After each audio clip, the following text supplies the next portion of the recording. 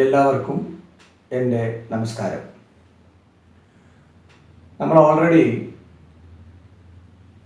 Adverb close of comparison നമ്മൾ കഴിഞ്ഞ ക്ലാസ്സിൽ പഠിച്ചു. അതിനുശേഷം നമ്മൾ അടുത്തൊരു ടോപ്പിക്കിലേക്ക് പോവുകയാണ്, പാർട്സ് ഓഫ് സ്പീച്ച്. നിങ്ങൾ ഓൾറെഡി കുറേ കുട്ടികളെങ്കിലും അത് കേട്ടിട്ടുണ്ടാവും. പാർട്സ് ഓഫ് സ്പീച്ച് എന്നാൽ എന്താണ്, ചിലപ്പോൾ ഓൾറെഡി പറഞ്ഞിട്ടുണ്ടാവും. എന്നാലും നമ്മൾ അതിൻ്റെ ഫ്ലോയിലേക്ക് വേണ്ടിയിട്ട് അത് ഒന്നുകൂടി പറയുകയാണ്. അപ്പോൾ പാർട്സ് ഓഫ് സ്പീച്ച് എന്ന് പറഞ്ഞാൽ എന്താ? നമുക്ക് പറയാനും അതുപോലെ എഴുതാനും നമുക്ക് ഒരുപോലെ സാധിക്കണം. പറയാൻ നമുക്ക് അധികം ഗ്രാമറിൻ്റെ ഒരു അടുക്കും ചുറ്റുമൊന്നും വേണമെന്നില്ല. നമുക്ക് എങ്ങനെ വേണമെങ്കിലും സംസാരിക്കാൻ സാധിക്കും. പക്ഷേ സംസാരിക്കുന്നത് ഒരു നല്ല രീതിയിൽ, ഒരു കൺട്രി ലാംഗ്വേജ് അല്ലാതെ സംസാരിക്കണമെങ്കിൽ നമ്മൾ അതിൻ്റെ ആ വ്യാകരണവും ഗ്രാമറും കൂടി നമ്മൾ എടുത്താൽ നന്നായിരിക്കും. അപ്പോൾ എങ്ങനെ നന്നായിട്ട് എഴുതാം, നമ്മൾ how the language neatly return, എങ്ങനെ അത് നന്നായിട്ട് എഴുതാം എന്ന് നമ്മൾ നോക്കണമെങ്കിൽ ഈ ഗ്രാമറിന് വളരെ ഇമ്പോർട്ടൻ്റ് ഉണ്ട്. അത് ഓരോ പൊസിഷനിൽ അത് എങ്ങനെ വരണം, അപ്പോൾ എങ്ങനെ പറയുമ്പോഴാണ് അതൊരു ഭംഗി ഉണ്ടാവുക, ആ ലാംഗ്വേജ് ഒരു സുഖകരമായിട്ടത് ഇരിക്കുക എന്നൊക്കെ ഓരോ രാജ്യക്കാർ തീരുമാനിച്ചിട്ടുണ്ട്. അതനുസരിച്ച് ഇംഗ്ലീഷ് ഭാഷ ഇൻ്റർനാഷണൽ ലാംഗ്വേജ് ആയതുകൊണ്ട് അത് വളരെ ഭംഗിയായിട്ട് നമ്മൾ ആ എഴുതാനായിട്ട് നമുക്കതിന് ചില ക്രമങ്ങളുണ്ട്. സോ ആ ഒരു ക്രമം, സെൻറ്റൻസിൽ വാക്കുകളുടെ ചില ക്രമങ്ങളുണ്ട്. ആ ക്രമത്തിനെയാണ് നമ്മൾ പറയുക ഡിവിഷൻസ് ഓഫ് വേർഡ്സ്. അതാണ് ശരിക്ക് പാർട്സ് ഓഫ് സ്പീച്ച് എന്ന് പറയുക. അപ്പോൾ നമുക്ക് പ്രധാനമായിട്ടും 8 തിരിക്കാം. 8 പാർട്സ് ഓഫ് സ്പീച്ച് ഉണ്ട്.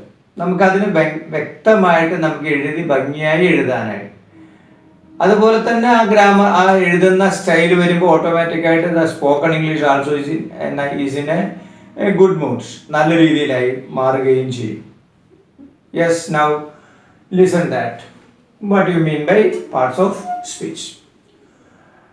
Words are divided into different classes called parts of speech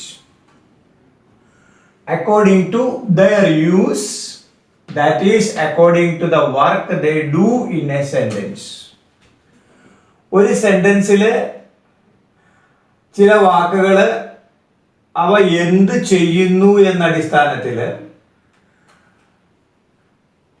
അവരുടെ ഉപയോഗം എന്തെന്ന അടിസ്ഥാനത്തിൽ സെന്റൻസിലെ വാക്കുകളെ നമുക്ക് പലതരമായിട്ട് തിരിക്കാം. അപ്പം ആ വാക്കുകൾ അത് എങ്ങനെയാണ് അവിടെ യൂസ് ചെയ്യണത്, അത് ഏത് പ്രവൃത്തിയാണ് അതിൽ ഉദ്ദേശിക്കുന്നത് എന്നതിനനുസരിച്ച് നമുക്ക് ഈ വാക്കുകൾ ഒരു സെന്റൻസിൽ ക്രമീകരിക്കാം. ആ ഡിഫറെൻറ്റ് ക്ലാസ്സസിനെയാണ് നമ്മൾ പാർട്സ് ഓഫ് സ്പീച്ച് എന്ന് പറയുക. So words are divided into different classes called parts of speech according to their use, that is according to the work they do in a sentence. ഇതാണ് parts of സ്പീച്ചിൻ്റെ definition. അപ്പോൾ നമുക്ക് മനസ്സിലായി, ഒരു സെൻറ്റൻസിൽ ചില വാക്കുകൾ അത് എന്തിനു വേണ്ടിയാണ് ആ പ്രവൃത്തി ഉപയോഗിക്കുന്നത്, അല്ലെങ്കിൽ അത് ഏത് പ്രവൃത്തിയാണ് ചെയ്യുന്നത് എന്നതിനടിസ്ഥാനമാക്കിയിട്ട് നമുക്ക് വാക്കുകളെ നമുക്ക് തിരിക്കാൻ സാധിക്കും. അതാണ് പാർട്സ് ഓഫ് സ്പീച്ച് എന്ന് പറയും. There are 8 kinds. അതിൽ 8 in number. 8 തരത്തിലുണ്ട്. They are 8 in number. Number 1, noun. നാമം, മലയാളത്തിൽ നാമം എന്ന് പറയും. Number 2, pronoun. സർവനാമം എന്ന് പറയും. Number 3, adjective. നാമവിശേഷണം എന്ന് പറയും. Number 4, verb. ക്രിയ എന്ന് പറയും. നമ്പർ 5, ആഡ്വർബ്, ക്രിയാവിശേഷണം എന്ന് പറയും. നമ്പർ 6, പ്രിപ്പോസിഷൻ, ഗതി എന്ന് പറയും. നമ്പർ 7, കൺജങ്ഷൻ, ഘടകം എന്ന് പറയും. നമ്പർ 8, ഇന്റർജെക്ഷൻ, വാക്ഷേപകം എന്ന് പറയും. അപ്പോൾ നമുക്ക് മനസ്സിലായി 8 പാർട്സ് ആയിട്ട് നമുക്ക് സെന്റൻസിനെ തിരിക്കാനായിട്ട് സാധിക്കും. Once again noun, pronoun, adjective, verb, adverb, preposition, conjunction, interjection. Clear ആയല്ലോ? നാമം, സർവനാമം, നാമവിശേഷണം, ക്രിയ, ക്രിയാവിശേഷണം, ഗതി, ഘടകം, വ്യാക്ഷേപകം. ഇത് ഓൾമോസ്റ്റ് എല്ലാ ലാംഗ്വേജിലും വന്നിരിക്കും. അപ്പം അതിൻ്റെ രീതിക്ക് അനുസരിച്ച് നമ്മൾ നല്ല നീറ്റായിട്ട് എഴുതാനും അതുപോലെ തന്നെ നമുക്ക് നല്ല രീതിയിൽ സംസാരിക്കാനും സാധിക്കുകയും ചെയ്യും. ദെൻ നമുക്കിതിനെ ഓരോന്നായിട്ട് എന്താണെന്ന് ജസ്റ്റ് ഒന്ന് എക്സ്പ്ലെയിൻ ചെയ്യാം. പിന്നീട് ഡീറ്റെയിൽ എക്സ്പ്ലനേഷൻ അതിനുശേഷം. Then number 1, noun. നൗൺ എന്ന് പറഞ്ഞാൽ നിങ്ങൾക്കറിയാം നാമം. നമുക്കറിയാം എന്തിൻ്റെയെങ്കിലും പേര്, ജീവനുള്ളതാകാം ജീവനില്ലാത്തതാകാം, നമുക്ക് കാണുന്നതാവാം കേൾക്കുന്നതാവാം, സെൻസ് കൊണ്ട് അല്ലെങ്കിൽ നമുക്ക് ഈ ഇന്ദ്രിയങ്ങളുടെ കഴിവ് കൊണ്ട് അനുഭവിക്കുന്നതാകാം, ഇന്ദ്രിയങ്ങൾ കൊണ്ട് കാണാൻ പറ്റാത്തതോ തൊടാൻ പറ്റാത്തതോ അല്ലാതെ ചിന്തിക്കാൻ പറ്റുന്ന തരത്തിലുള്ള വസ്തുക്കളും നമുക്ക് നൗണായിട്ട് കരുതാൻ സാധിക്കും. ഗുണം എന്ന് പറയാൻ ഗുണനാമം, നാമത്തിനെ നമുക്ക് ഡിവൈഡ് ചെയ്യാൻ സാധിക്കുന്ന അർത്ഥം. ഇപ്പൊ കാണാൻ പറ്റുന്നത്, കേൾക്കാൻ പറ്റുന്നത്, അതുപോലെ തന്നെ ടച്ച് ചെയ്യാൻ സാധിക്കുന്നത്, അങ്ങനെ നമുക്ക് തിങ്ക് ചെയ്യാൻ സാധിക്കാം. നമുക്ക് സെൻസ് കൊണ്ട് അറിയാൻ പറ്റാതിരിക്കാം. അത്തരത്തിലുള്ള വസ്തുക്കളും, ഇപ്പോ ധൈര്യം, ധീരത എന്നൊക്കെ പറയും നമ്മൾ, കറേജ്, ഇതൊക്കെ നമുക്ക് തിങ്ക് ചെയ്യണം. അത്തരത്തിലുള്ള രീതിയിലുള്ള വാക്കുകളും നമുക്ക് നൗണിൽ പെടുത്താനായിട്ട് സാധിക്കും. പേര് എന്നർത്ഥം, ചുരുക്കി പറഞ്ഞ പേര്, അതിനെ നമുക്ക് കുറെ തരത്തിൽ ഡിവൈഡ് ചെയ്യാൻ അർത്ഥം. സോ നൗൺ എന്ന് പറഞ്ഞാൽ എന്താ? Word used as the name of a person, place or thing is called a noun. Word used as the name of a person, place or thing is called a noun. മനസ്സിലായത് വിചാരിക്കുന്നു? A person, place or thing is called a noun. Example നോക്കുക: man, pen, table, etc. Gandhiji is the father of the nation. Gandhiji is the noun. അതാ പേരാണ്. The rose smells sweet. The rose, a പുഷ്പം, അത് അവിടുത്തെ നൗണാണ്. His courage won him honor. His courage, ധൈര്യം, നമുക്കത് sense കൊണ്ട് പറയാൻ പറ്റില്ല, തിങ്കിങ് കൊണ്ട് പറയാൻ സാധിക്കും. കറേജ്, ഹോണർ, അവന് ബഹുമതി കിട്ടി, ഹോണർ. അപ്പൊ his courage one him honour. അപ്പൊ കറേജും ഹോണറും അവിടുത്തെ നൗണായിട്ട് കണക്കാക്കാൻ സാധിക്കും. അപ്പൊ നമുക്ക് നൗൺ എന്ന് പറഞ്ഞൊരു ഐഡിയ കിട്ടി. അത് വ്യക്തികളാകാം, സ്ഥലമാവാം, സാധനങ്ങളാവാം, അത് സെൻസ് ഓർഗനെ കൊണ്ട് തിരിച്ചറിയുന്നതാകാം, സെൻസ് ഓർഗനെ കൊണ്ട് തിരിച്ചറിയാൻ പറ്റാത്ത തിങ്കിങ് കൊണ്ട് അനുഭവിക്കുന്നതുമാകാം. അത്തരത്തിലുള്ള പേരുകളെയാണ് നൗൺ എന്ന് പറയുക. So noun is the first part of the parts of speech. സെന്റൻസിന്റെ ഏറ്റവും പ്രധാനപ്പെട്ട ഭാഗമാണ്. നൗൺ ഇല്ലാതെ നമുക്കൊരു സെന്റൻസ് തുടങ്ങാൻ പറ്റില്ല. അതായത് സബ്ജക്റ്റ് ഇല്ലാതെ, സബ്ജക്റ്റ് എന്ന് പറയുമ്പോൾ പ്രവൃത്തി ചെയ്യുന്ന ആളാണ്, അത് നൗൺ ആയിരിക്കും. അപ്പം മിക്കവാറും നൗൺ ഇല്ലാതെ നമുക്കൊരു സെന്റൻസ് സ്റ്റാർട്ട് ചെയ്യാൻ സാധിച്ചു എന്ന് വരില്ല. അപ്പോൾ മനസ്സിലായല്ലോ? പാർട്സ് ഓഫ് സ്പീച്ചിൽ അടുത്തത് പ്രോനൗൺ. പ്രോനൗൺ എന്ന് പറഞ്ഞാൽ എന്താ? സർവനാമം, നാമത്തിന് പകരം നിൽക്കുന്നത്. നമുക്കറിയാം, നമുക്കൊരു പേരിങ്ങനെ പല പ്രാവശ്യം ആവർത്തിച്ച് വന്നു കഴിഞ്ഞാൽ അതൊരു റിപ്പീറ്റേഷൻ വന്നു കഴിയുമ്പോൾ അത് ഒരു സുഖകരമായിട്ടുള്ളൊരു റൈറ്റിംഗ് ആവില്ല. അതുകൊണ്ട് അത് റിപ്പീറ്റേഷൻ ഒഴിവാക്കാനായിട്ട് നമ്മൾ നാമത്തിന് പകരം നിൽക്കുന്ന ചില വാക്കുകൾ ഉപയോഗിക്കാറുണ്ട്. അപ്പം നാമത്തിന് പകരം നിൽക്കുന്നതാണ് സർവനാമം. ഇതാ നോക്കുക: word used instead of noun. Word used instead of noun. നാമത്തിന് പകരം നിൽക്കുന്നത്, ഇൻസ്റ്റെഡ് ഓഫ് നൗൺ, നാമത്തിന് പകരം നിൽക്കുന്നത് ഏതോ അതാണ് പ്രോനൗൺ. എക്സാമ്പിൾ നോക്കുക: he, she, it, they, this, that, those, we, I, etcetera. നോക്കൂ നിങ്ങൾ: ഹി അവൻ, ഷീ അവൾ, ഇറ്റ് അത്, ദേ അവർ, ദിസ് ഇത്, ദാറ്റ് അത്, ദോസ് അവ, വി ഞങ്ങൾ, ഐ ഞാൻ. ഇതൊക്കെ നാമത്തിന് പകരം നിൽക്കുന്നതാണ്. അപ്പൊ നമുക്ക് ആ റിപ്പീറ്റേഷൻ നമുക്ക് ഒഴിവാക്കിക്കൊണ്ട് നമുക്ക് ഭംഗിയായ സെൻറ്റൻസിനെ കംപ്ലീറ്റ് ചെയ്യാനായിട്ട് സാധിക്കും. So pronoun is a part of speech in which we can say the word used instead of noun. നൗണിന് പകരം നിൽക്കുന്നതാണ് pronoun. അടുത്ത നോക്കുക. Example, John is absent because he is ill. John is absent. John absent ആയി because, എന്തുകൊണ്ടെന്നാൽ he is ill, അവന് വയ്യായി ഉണ്ടായിരുന്നെങ്കിൽ പാടില്ലായിരുന്നു. അപ്പോൾ ജോണിന് പകരം നിൽക്കുന്നതാണ് ഹി. അപ്പോൾ he is the pronoun. I gave him my pen. I gave him my pen. ഞാൻ അവന് എൻ്റെ പേന കൊടുത്തു.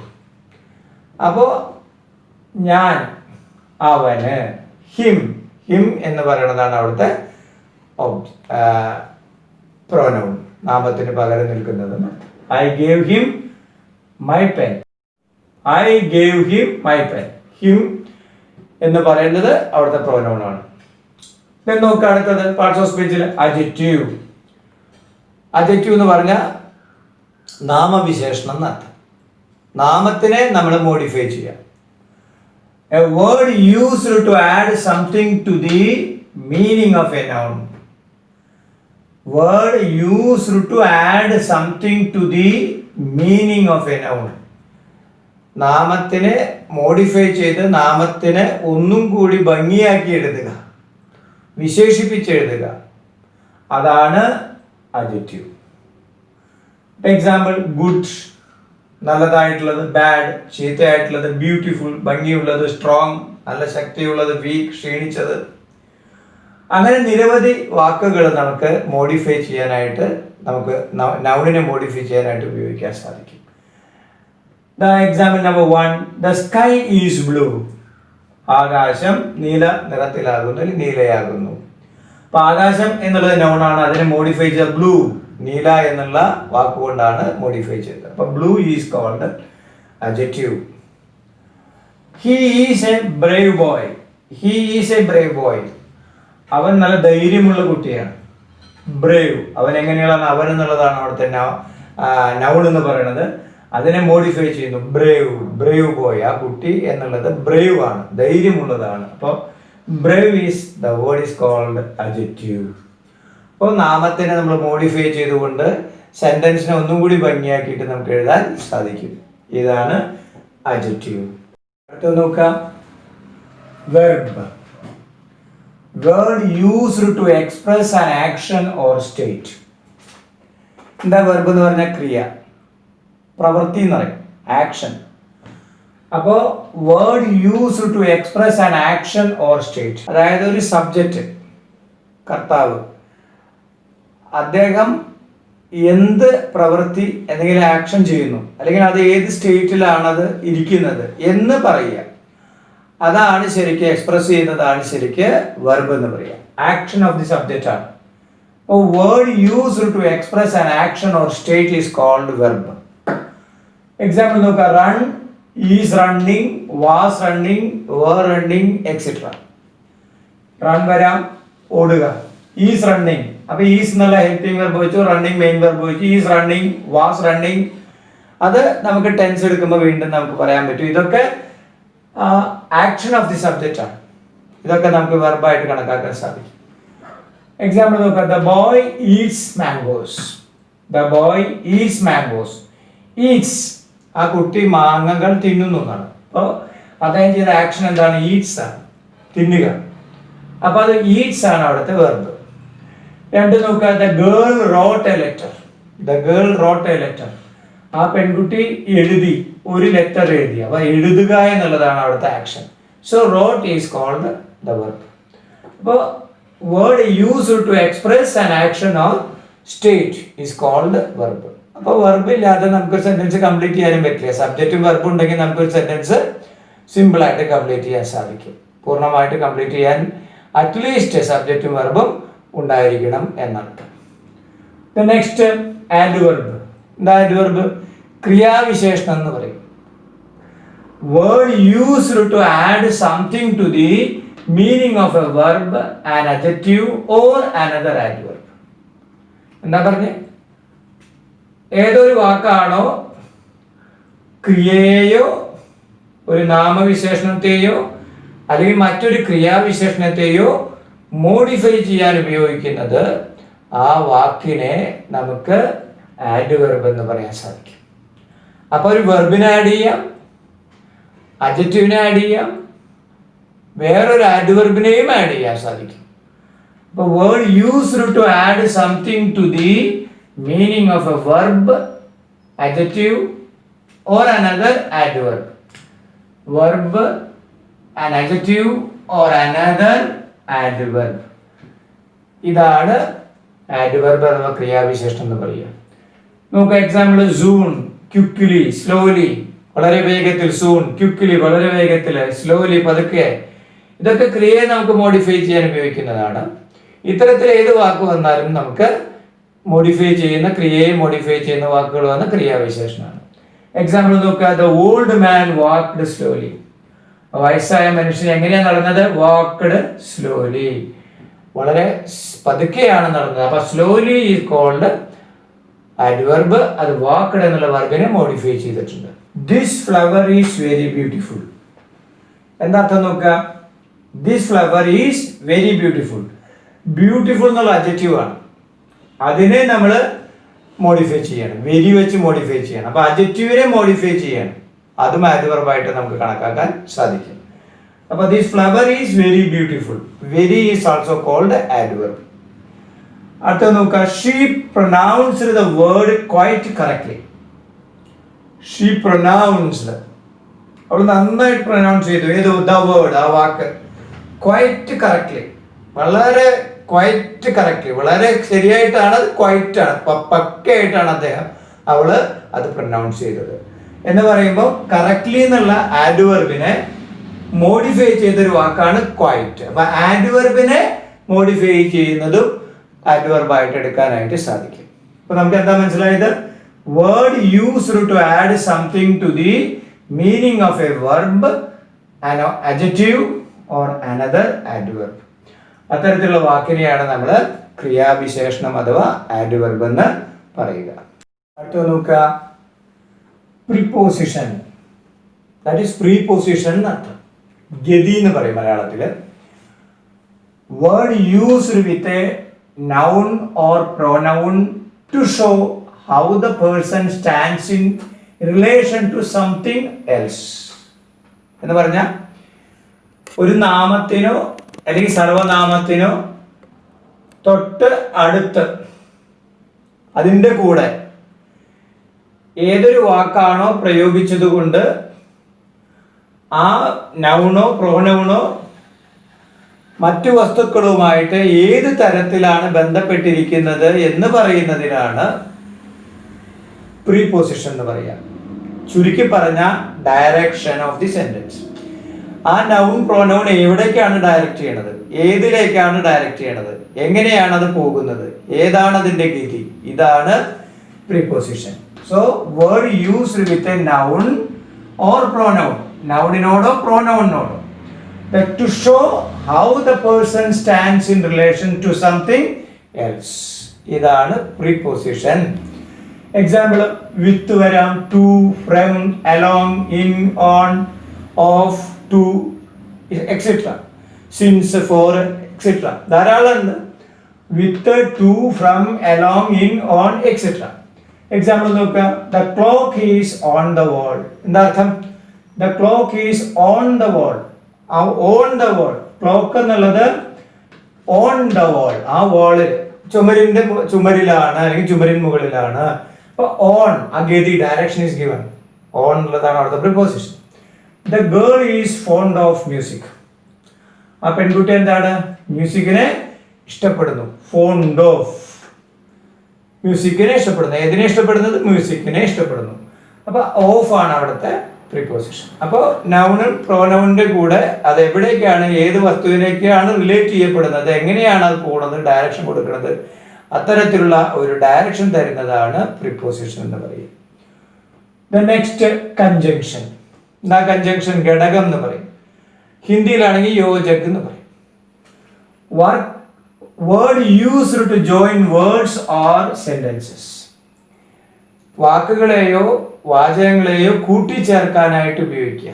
നമുക്കറിയാം സിമ്പിൾ സെന്റൻസ് ഉണ്ട്, കോമ്പൗണ്ട് സെന്റൻസ് ഉണ്ട്, കോംപ്ലക്സ് സെന്റൻസ് ഉണ്ട്.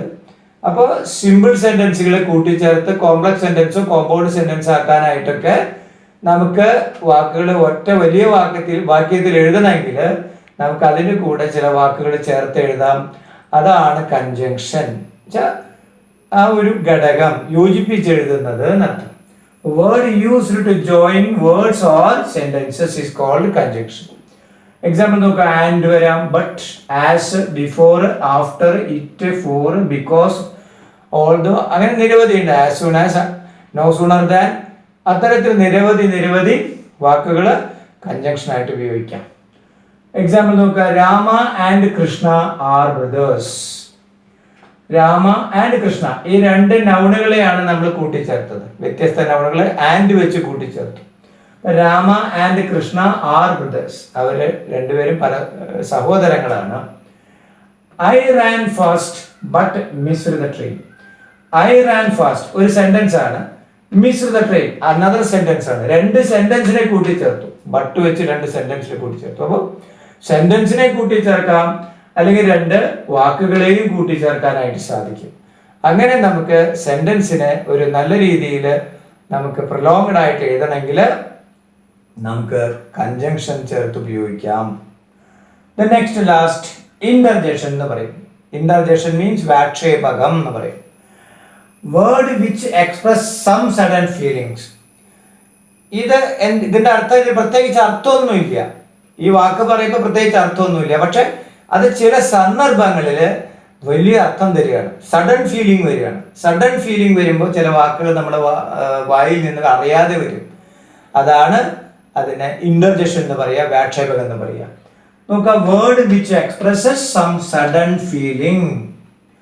Example, oh, oh, hurrah, alas, etcetera. അങ്ങനെ നമ്മൾ പറയാം. ഇഷ്ടംപോലെ വാക്കുകൾ നമ്മുടെ ഉള്ളിൽ നിന്ന് വരും ആ സമയത്ത്. എക്സാമ്പിൾ നോക്കാം, അലാസ് ഷീ ഈസ് ഡെഡ്. അവൾ മരിച്ചുപോയി. അലാസ് പെട്ടെന്നൊരു ഒരു ഉള്ളിൽ നിന്നുണ്ടാവുന്ന ഒരു സൗണ്ടാണ് അലാസ്. അതിന് പ്രത്യേകിച്ച് മീനിങ് ഒന്നുമില്ല, പക്ഷെ ആ സംഭവമായിട്ട് ബന്ധപ്പെടുത്തി പറയുമ്പോൾ അതിന് വലിയ അർത്ഥം ഉണ്ടാകുകയും ചെയ്യും. Hurrah, we have won the game. എന്താ അർത്ഥം?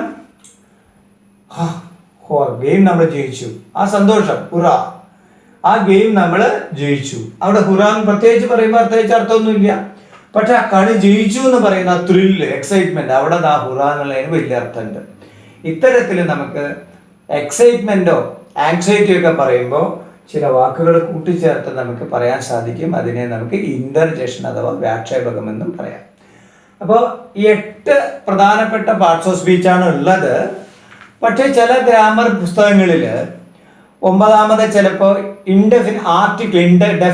ഡെഫിനിറ്റ്നെസ് എന്ന് പറയുന്നത് ഇൻഡെഫിനിറ്റ് ആർട്ടിക്കിളും ഡെഫിനിറ്റ് ആർട്ടിക്കിളുമായിട്ട് എ ആൻഡ് ദി, അതുപോലെ every, each, some, any, my, this, അങ്ങനെയുള്ള കുറേ വാക്കുകളും ചേർത്ത് ഒരു ഡെഫിനിറ്റ് ആർട്ടിക്കിൾ അഥവാ ഇൻഡെഫിനിറ്റ് ആർട്ടിക്കിൾ എന്നുള്ളൊരു ഭാഗം കൂടി കൊടുക്കാറുണ്ട്. അത് ഇവിടെ പറയണമെന്നില്ല. അതിപ്പോൾ ചില സമയത്ത് അതിനെ നമുക്ക് മറ്റു രീതിയിലേക്ക് സാധാരണ മാറ്റിയാണ് ഇപ്പോൾ നമ്മൾ പ്രയോഗിക്കാറുള്ളത്. എന്നാലും ഇംഗ്ലീഷിൽ മാത്രം വരുന്നൊരു 3 പദങ്ങളുണ്ട്, എ ആൻഡ് ദി. അതിനെ നമ്മൾ വേണമെങ്കിൽ ഒരു ആർട്ടിക്കിൾ എന്ന് പറയുന്ന ഭേദകം അഥവാ വിശേഷണം എന്ന രൂപത്തിലും വേണമെങ്കിൽ ഈ പാർട്സ് ഓഫ് സ്പീച്ചിൻ്റെ കൂടെ പറയാം, എ ആൻഡ് ദി. ചില സമയത്ത് this, that, these, those, every എന്നൊക്കെ നമ്മൾ ഒരു പാർട്സ് ഓഫ് സ്പീച്ചിന്റെ ഭാഗമായിട്ട് പറയാറുണ്ട്. എന്നാൽ അതങ്ങനെ അത്ര ഒരു നിശ്ചിത രീതിയിലല്ല. അത് ഓൾഡ് ഗ്രാമറിലാണ് കൂടുതൽ പറഞ്ഞിട്ടുള്ളത്. പക്ഷെ അത് തെറ്റൊന്നുമില്ല അങ്ങനെ പറഞ്ഞതുകൊണ്ട്. പക്ഷെ അതിന് വേണമെങ്കിൽ ഇംഗ്ലീഷിൽ മാത്രമുള്ള ഒരു 3 വാക്കാണ് എയും ആനും ദിയും. അതിനെ എയും ആനിനെയും നമ്മൾ ഇൻഡെഫിനിറ്റ് ആർട്ടിക്കിൾ എന്നും ധ എന്നുള്ളതിനെ ഡെഫിനിറ്റ് ആർട്ടിക്കിൾ എന്നും പറയാറുണ്ട്. അത് നമുക്ക് വേണമെങ്കിൽ പാർട്സ് ഓഫ് സ്പീച്ചിൽ കൂടെ പറയാവുന്നതാണ്. പിന്നെ ഒരു കാര്യം കൂടി നമുക്ക് പറയാനുള്ളത്, ഇവിടെ ഇപ്പോൾ ഒരു വാക്ക് തന്നെ പ്രയോഗിക്കുമ്പോൾ ചിലപ്പോൾ അത് പല സന്ദർഭങ്ങളിൽ അത് ചിലപ്പോൾ വെർബാവും, ചിലപ്പം അഡ്ജക്റ്റീവ് ആവാം, ചിലപ്പോൾ ആഡ്വർബ് ആകാം. അത് ഉപയോഗിക്കുന്ന സന്ദർഭത്തിനനുസരിച്ച് സെന്റൻസിന്റെ കിടപ്പനുസരിച്ചിട്ടായിരിക്കും ചിലപ്പോൾ അതിനെ നമുക്ക് പറയാൻ സാധിക്കുക. അപ്പോൾ ഒരു വാക്ക് തന്നെ ആ വാക്ക് എപ്പോഴും അഡ്ജക്റ്റീവ് ആയിട്ട് വരണം എന്നൊന്നുമില്ല, ഒരു വാക്ക് എപ്പോഴും അഡ്വർബ് ആയിട്ട് വരണം എന്നില്ല. അത് ചില സമയത്ത് ഒരു വാക്ക് തന്നെ പല രീതിയിൽ വരാനും സാധിക്കും. ഇപ്പോൾ ഒരു എക്സാമ്പിൾ പറയുകയാണെങ്കിൽ, ദേ അറൈവ്ഡ് സൂൺ ആഫ്റ്റർ. എക്സാമ്പിൾ നോക്കുക, ദേ അറൈവ്ഡ് സൂൺ ആഫ്റ്റർ. എന്താ അർത്ഥം? ദേ അറൈവ്ഡ് സൂൺ, അവർ വേഗത്തിലെത്തി. ആഫ്റ്റർ, സൂൺ ആഫ്റ്റർ എന്നാണ്. അപ്പോൾ അവിടെ എന്താണ്? ആഫ്റ്റർ എന്നുള്ള വാക്ക് ആഡ്വർബ് ആണ്. വേഗത്തിലെത്തി, ആഫ്റ്റർ. അപ്പോൾ അവിടെ ആഫ്റ്റർ എന്നുള്ളത് എന്താണ്? ആഡ്വർബ് ആണ്. രണ്ടാമത്തെ ഒരു സെന്റൻസ് നോക്കുക, they arrived after us. They arrived after us. They arrived, അവരെത്തി. After us, ഞങ്ങൾക്ക്. ആഫ്റ്റർ, ഞങ്ങൾക്ക് ശേഷം എത്തി. അപ്പൊ ആഫ്റ്റർ അവിടെ എന്താ? പ്രിപ്പോസിഷനാണ്. ആഫ്റ്റർ അവിടെ പ്രിപ്പോസിഷനാണ്, ആ ഗതിയാണ്, ഡയറക്ഷനാണ് പറയണത് ആഫ്റ്റർ. അതുപോലെ അടുത്ത സെന്റൻസ് നോക്കുക, they arrived after we had left. They arrived after we had left. അവരെത്തി. എപ്പോൾ എത്തി? വി ഹാഡ് ലെഫ്റ്റ്, ഞങ്ങള് അവിടെ നിന്ന് പോയതിന് ശേഷം അവരവിടെ എത്തി. അവിടെ ആഫ്റ്റർ എങ്ങനെയാ വന്നിരിക്കുന്നത്? കൺജങ്ഷനാണ്. അതായത് ദേ അറൈവ്ഡ് ഒരു sentence, after we had left. V had left another sentence. രണ്ട് സെന്റൻസിൽ കൂട്ടിച്ചേർക്കാനായിട്ട് ആഫ്റ്റർ ഉപയോഗിച്ചു. അപ്പൊ ഈ ഒരേ ആഫ്റ്റർ എന്നുള്ള വാക്ക് തന്നെ പ്രയോഗത്തിനനുസരിച്ച് എന്തൊക്കെയായിട്ട് മാറാം? ആഡ്വർബ് ആകാം, പ്രിപ്പോസിഷൻ ആകാം, കൺജങ്ഷൻ ആകാം, അതുപോലെ അഡ്ജക്റ്റീവോ എങ്ങനെ വേണമെങ്കിലും ആകാനായിട്ടും സാധിക്കും. അതുകൊണ്ട് ഒരു വാക്ക് മാത്രം അത് ചില സമയത്ത് അത് ആഡ്വർബായിട്ട് തന്നെ വരുള്ളൂ എന്ന് വിചാരിക്കേണ്ട. അത് സെന്റൻസിന്റെ പ്രയോഗത്തിനനുസരിച്ച് നമുക്ക് മാറ്റേണ്ടതായിട്ട് വരും. ഇപ്പോൾ മനസ്സിലായല്ലോ? നമ്മൾ ക്ലോസ് പഠിച്ചതിന് ശേഷം ഈ നൗൺ ക്ലോസും കൂടി ഉണ്ട്, അത് അടുത്ത ക്ലാസ്സുകളിൽ വരും. ഇപ്പം നമ്മൾ പറഞ്ഞത് പ്രധാനപ്പെട്ട ഭാഗമാണ്, പാർട്സ് ഓഫ് സ്പീച്ച് ആണ്. നന്നായിട്ട് എഴുതാനും അതിലുപരി നന്നായിട്ട് സംസാരിക്കാനും ഇത് ഉപകരിക്കും. അപ്പോൾ ഈ പ്രയോഗം ഇതെങ്ങനെയാണ് ഒരു സെന്റൻസിൽ വാക്കുകൾ ക്രമീകരിച്ച് ചിട്ടപ്പെടുത്തി വരിക, അത് എല്ലാ ലാംഗ്വേജിലും ഉള്ളതുപോലെ ഇംഗ്ലീഷിലുണ്ട്. അതിനെ പാർട്സ് ഓഫ് സ്പീച്ച് എന്ന് പറയും. ആ പാർട്സ് ഓഫ് സ്പീച്ച് സാധാരണഗതിയിൽ 8 എണ്ണമാണ്. നമ്മൾ പറഞ്ഞു കഴിഞ്ഞതാണ് noun, pronoun, adjective, adverb, verb, conjunction, preposition and interjection. 8 എണ്ണമുണ്ട്. കൂടാതെ ചില സമയത്ത് ഡെഫിനിറ്റ് ആർട്ടിക്കിളും ഇൻഡെഫിനിറ്റ് ആർട്ടിക്കിളും അതിൻ്റെ കൂടെ വരാറുണ്ട്. അത് ഞാൻ വേറെ പറയുന്നതായിരിക്കും. അതുപോലെ തന്നെ ഒരു വാക്ക് തന്നെ നമുക്ക് ചില സമയത്ത് വാക്കുകളുടെ സെന്റൻസിന്റെ പ്രയോഗത്തിനനുസരിച്ച് ചിലപ്പോൾ ആഡ്വർബ് ആകാം, പ്രിപ്പോസിഷൻ ആകാം, കൺജങ്ഷൻ ആകാം, what ever it may be. അത് നമുക്ക് അക്കോർഡിംഗ് ടു ദി സിറ്റുവേഷൻ. ഇതാണ് നമുക്ക് പാർട്സ് ഓഫ് സ്പീച്ചിനെ കുറിച്ച് മനസ്സിലാക്കാനുള്ളത്. അതിനുശേഷം അടുത്ത ക്ലാസ്സിൽ നമുക്ക് വെർബിനെ ഓരോ പാർട്ടും നമ്മൾ എടുക്കാനുണ്ട്. ഞാൻ വെർബിലേക്കാണ് ആദ്യം പോകുന്നത്. വെർബിനെ എടുത്തുകൊണ്ട് നമ്മൾ ടെൻസിലേക്കാണ് അടുത്ത ക്ലാസ്സിൽ നമുക്ക് കാണാൻ സാധിക്കുക. അപ്പോൾ നമുക്ക് ഇത് വളരെ ക്ലിയർ ആയിട്ട് മനസ്സിലാക്കിയ പാർട്സ് ഓഫ് സ്പീച്ച് എന്തിനാന്ന് ചോദിച്ചാൽ നമുക്കറിയാം, നമുക്ക് നല്ല രീതിയിൽ ലെജിബിളായിട്ട് എഴുതണമെങ്കിൽ നമുക്ക് ഈ പാർട്സ് ഓഫ് സ്പീച്ചിൻ്റെ പ്രയോഗം നമ്മൾ അറിഞ്ഞിരിക്കണം. ഇതാണ് നമ്മൾ പാർട്സ് ഓഫ് സ്പീച്ചിൻ്റെ പ്രാധാന്യവും. അതുകൊണ്ട് മനസ്സിലായെന്ന് ഞാൻ വിചാരിക്കുന്നു. Okay, thank you.